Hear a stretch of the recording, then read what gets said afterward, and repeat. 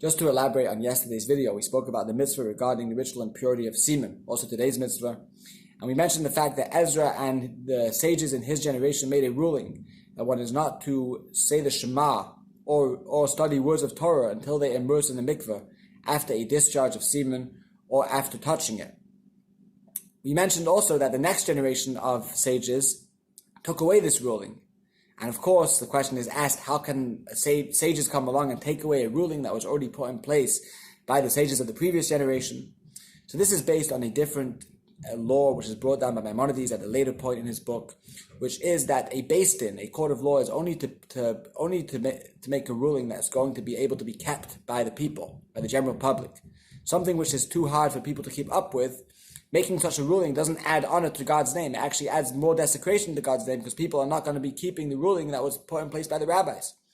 So when the next generation of sages came along and saw that there was a misjudgment in the ruling that was put in place in the previous generation, they are able to take away that ruling. And that is what happened in this case.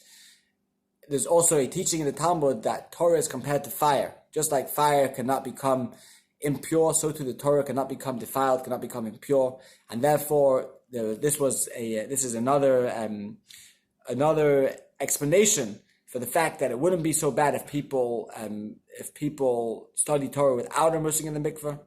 Although, of course, as we mentioned yesterday, it's better to immerse in the mikveh, and there are many opinions that hold that when it comes to the Shema, this ruling was actually never taken away.